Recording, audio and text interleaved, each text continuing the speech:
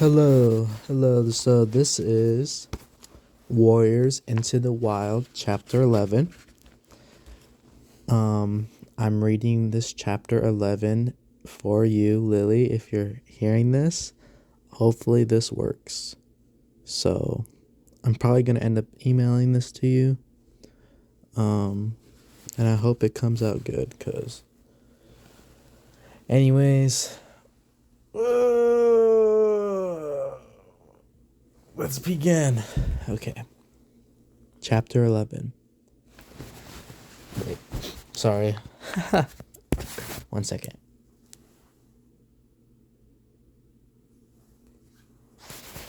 Chapter 11. Firepaw returned with a finch gripped firmly between his teeth. He dropped it in front of Tiger Claw, who stood waiting in the hollow. "You're the first one back," meowed the warrior. "Yeah, but I've got loads more prey to fetch," Firepaw mewed quickly. "I buried it back." "I know exactly what you did," Tiger Claw growled. "Grrr. I've been watching you." A swish of bushes announced Graypaw's return. He was carrying a small squirrel in his mouth, which he dropped beside Firepaw's finch. "Yuck," he spat. "Squirrels are too furry. I'll be picking hairs out of my teeth all evening." Tiger Claw paid no attention to Graypaw's grumbling. "Ravenpaw's late," he observed. "We'll give him a bit longer and then return to camp." "But what if he's been bitten by an adder?" Firepaw protested. "Then it's his own fault," Tiger Claw replied coldly. "There's no room for fools in ThunderClan." They waited in silence. Graypaw and Firepaw exchanged glances, worried about Ravenpaw. Tiger Claw sat motionless, apparently lost in his own thoughts. Firepaw was the first to scent Ravenpaw's arrival. He jumped to his paws as the black cat leaped into the clearing, looking unusually pleased with himself. Dangling from his mouth was the long, diamond-patterned body of an adder. "Ravenpaw, are you okay?" Firepaw called. "Hey," meowed Graypaw, rushing forward to admire Ravenpaw's catch. "Did that bite you?" "I was too quick for it," Ravenpaw peered loudly. Then he caught Tiger Claw's eye and fell silent. Tiger Claw fixed all three excited apprentices with a cold stare. "Come on," he said shortly. "Let's collect the rest of your prey and get back to camp." Firepaw, Graypaw, and Ravenpaw entered the camp, strolling behind Tiger Claw. Their impressive day's catch hung from their mouths, although Ravenpaw kept tripping over his dead snake. As they emerged from the gorse into the camp, a group of young kids scrambled out of the nursery to watch them pass. "Look," Firepaw heard one of them say. "Apprentices, just back from hunting." He recognized the little tabby Yellowfang. He recognized the little tabby Yellowfang had hissed at the day before. Oh. Sitting next to him was a fluffy gray kit, no more than 2 moons old. A tiny black kit and a small tortoiseshell stood beside them. "Isn't that the kitty pet, Firepaw?" squeaked the gray kit. "Yeah, look at his orange fur," mewed the black one. "They say he's a good hunter," the tortoiseshell added. "He looks a bit like Lionheart. Do you suppose he's as good as him?" "I can't wait to start my training," mewed the tabby. "I'm going to be the best warrior ThunderClan has ever seen." Firepaw lifted his chin, feeling proud at the kit's admiring comments. He followed his 2 friends into the center of the clearing. "An adder," Graypaw mewed again, as the apprentices dropped their catch for the other cats to share. "What should I do with it?" asked Ravenpaw, sniffing the snake's long body as it lay beside the heap. "Can you eat adders?" asked Graypaw. "Trust you to think of your stomach," Firepaw joked, butting Graypaw with his head. Well, I wouldn't want to eat it," murmured Ravenpaw. "I mean, my stomach tastes pretty foul after carrying it back." "Let's put it on the tree stump then," suggested Graypaw, "so that Dustpaw and Sandpaw can see it when they get back."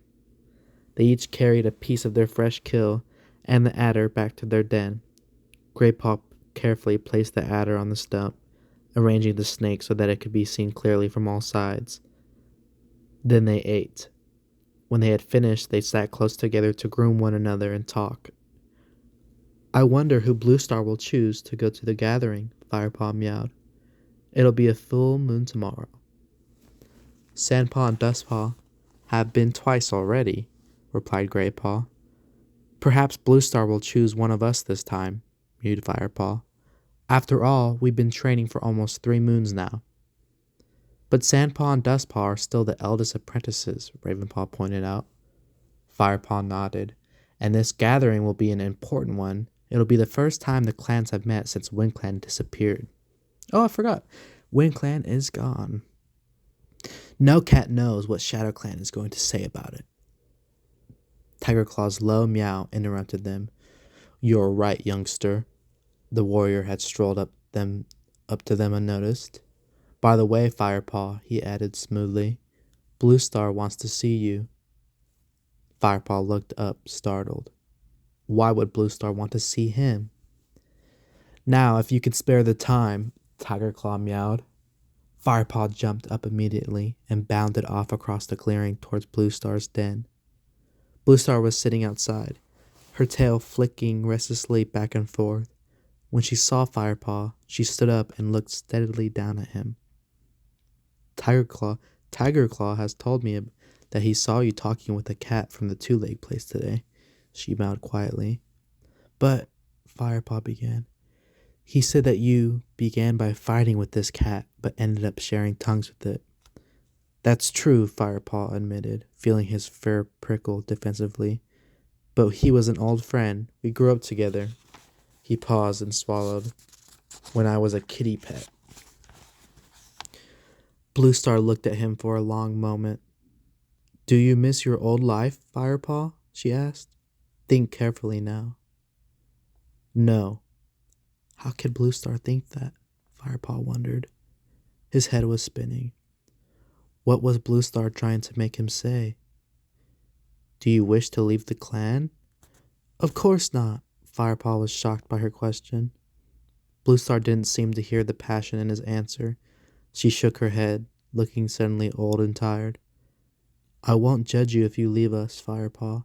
Perhaps I expected too much of you. Perhaps my judgment has been clouded by the clan's need for new warriors.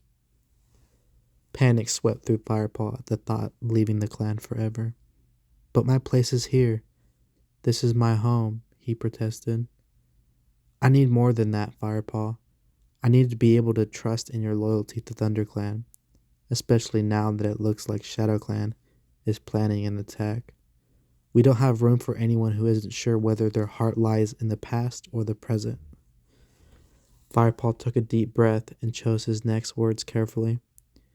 When I saw Smudge today, that's the house cat Tigerclaw saw me talking with. I saw what life would have been like if I had stayed with the two legs. I felt happy that I had not stayed. I was proud I had left. He held Bluestar's gaze without flinching. Meeting Smudge made me certain I had made the right decision. I could never have been satisfied with the soft life of a kitty pet. Bluestar looked closely at him for a moment, her eyes narrow. Then she nodded. Very well, she said. I believe you. Firepaw dipped his head respectfully and let out a silent sigh of relief. I spoke to Yellowfang earlier, meowed Bluestar in a lighter tone. She thinks a lot of you. She's a wise old she-cat, you know, and I suspect she wasn't always bad-tempered. Indeed, I think that I could grow to like her. Firepaw felt an unexpected glow of pleasure at these words. Maybe in caring for Yellowfang, his admiration for her had grown into affection, despite the she-cat's ill temper. Whatever the reason, he was glad Bluestar liked her too. But there is something about her that I don't trust, Bluestar went on quietly. She will stay with ThunderClan for now, but remain as a prisoner. The queens will care for her. You must concentrate on your training. Firepaw nodded and waited to be dismissed, but Bluestar hadn't finished. Firepaw, although you showed bad judgment today in talking to a house cat, Tigerclaw was impressed by your hunting skills. In fact, he reported that you all did well. I am pleased with your progress. You will come to the gathering, all three of you.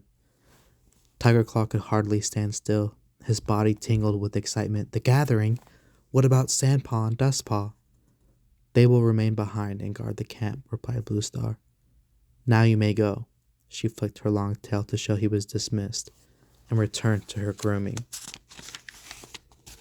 Graypaw and Ravenpaw looked stunned to see Firepaw bounding happily toward them. They had been waiting nervously for him beside the tree stump. Firepaw sat down and looked at his friends. Well, Graypaw demanded. What did she say? Tiger Claw told us you had been sharing tongues with a kitty pet this morning, burst out Ravenpaw. Are you in trouble? No, although Blue Star wasn't pleased, Firepaw admitted, ruefully. She thought I might want to leave ThunderClan. You don't, do you? Asked Ravenpaw. Of course he doesn't, mewed Graypaw. You don't, do you? Asked Ravenpaw. Of course he doesn't. Firepaw gave his gray friend an affectionate swipe. Yeah, you'd hate that. You'd need me to catch mice for you. All you can catch these days are hairy old squirrels. Graypaw dodged out of the way of Firepaw's blow and reared up on his back legs to retaliate. You'll never guess what else she said, Firepaw went on. He was too excited to waste time play fighting. Graypaw immediately dropped back onto all fours. What? He asked. We're going to the gathering, yay! Graypaw let out a yowl of delight and bounded up onto the tree stump. One of his back paws knocked the adder flying. It hit Ravenpaw in the head and wrapped itself around his neck. Ravenpaw spat with alarm and surprise and then turned on Graypaw. Watch it, he hissed crossly. He shook the adder onto the ground. Scared it might try to bite you? Firepaw teased. He crouched down, hissing, and sided up to Ravenpaw. Ravenpaw twitched his whiskers and retorted, Some snake you'd make. He leaped onto Firepaw and rolled him easily onto his back. Graypaw reached down from the tree stump and gave Ravenpaw's tail a tug.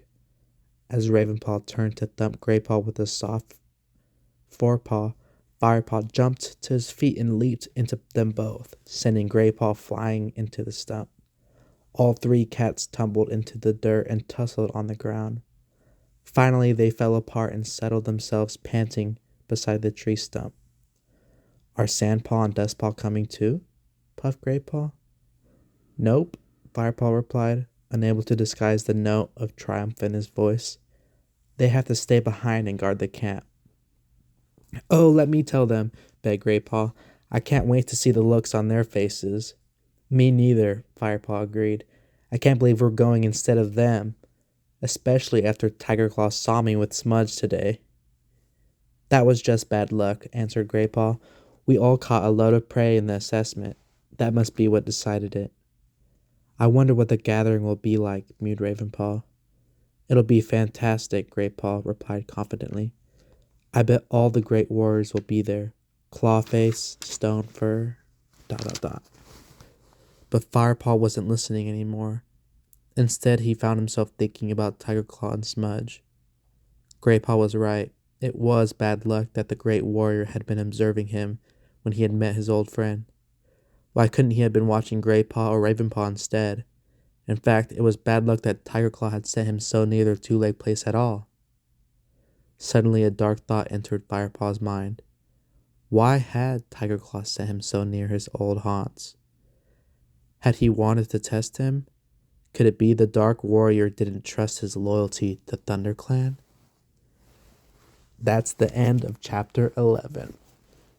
So yeah, a lot of stuff happened this chapter.